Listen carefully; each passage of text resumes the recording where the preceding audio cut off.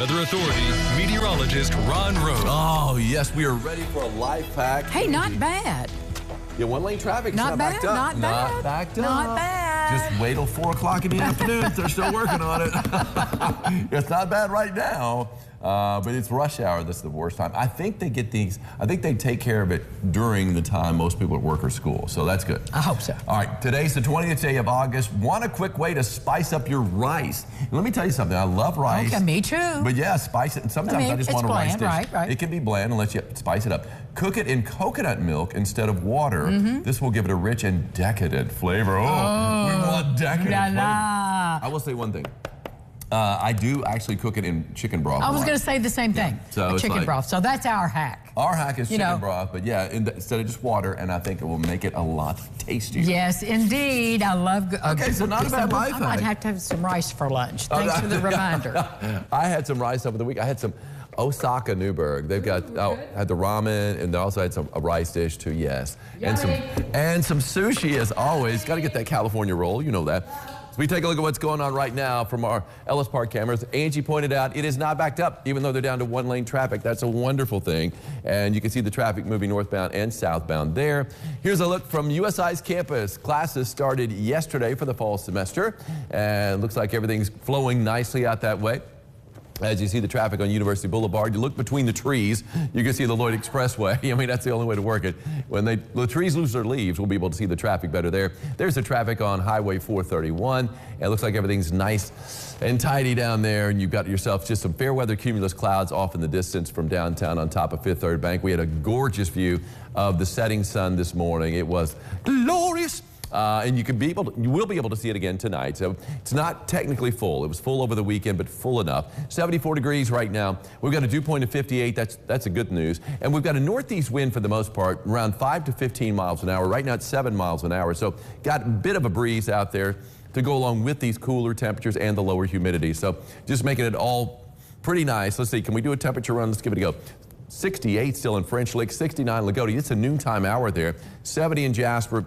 71, got to go outside the tri-state, Mountain Vernon, Illinois. 72 degrees in Henderson, 73 in Santa Claus, 74 Owensboro, 75 Fordsville, 76 Tell City, 77, 77, 77. I don't see a 77, I see a 78. Morganfield's been reading a little bit warmer than everyone else all morning long. Dew point wise, lots of teal out there instead of the green, which indicates those 50-degree dew points, and that is a delightful place to be. On the comfort meter, when you are south of 60 degrees on the dew point, it is pleasant. It's certainly that. It was tolerable yesterday, and later on this weekend, when we get up into the 90s, it's going to be tolerable again. But, I mean, that's not bad, but it's going to be really nice between now and then. Love this shot right here from Darrell Ward. This is in Reed, just down the road from Henderson in Henderson County.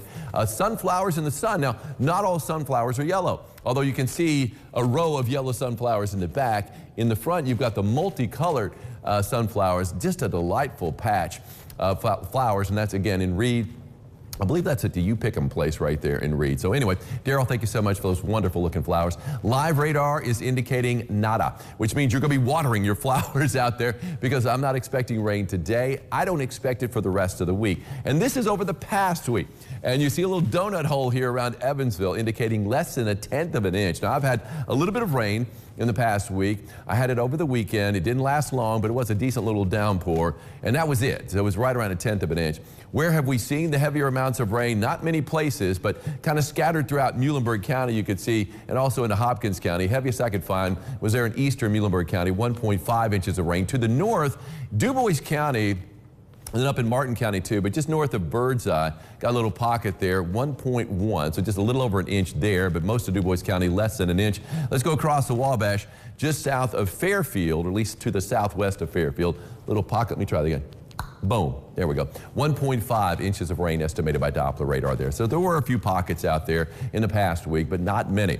And there's nothing in the tri-state area. I mean, in the tri-states, period. I mean, you go up north to Chicago, got a few clouds, but it's not raining Illinois, Indiana, or Kentucky. Got a few clouds in eastern Kentucky too, but it is high and dry. And one of the reasons why we're not really seeing a whole lot of movement with these systems across the country is because of Hurricane Ernesto. As it worked its way up the East Coast, it's kind of blocked things. Normally we got that flow in our latitudes of west to east, the westerly flow, and that's where weather usually comes in from the west. But yeah, because everything's kind of backed up waiting for Ernesto to move out, yes, we're going to be seeing this high pressure stick around for quite a while. So through the rest of this week, we're looking dry. Got a few extra clouds in play as we roll through our late afternoon and evening, but you can see even with a few clouds, not bad, not a drop of rain expected.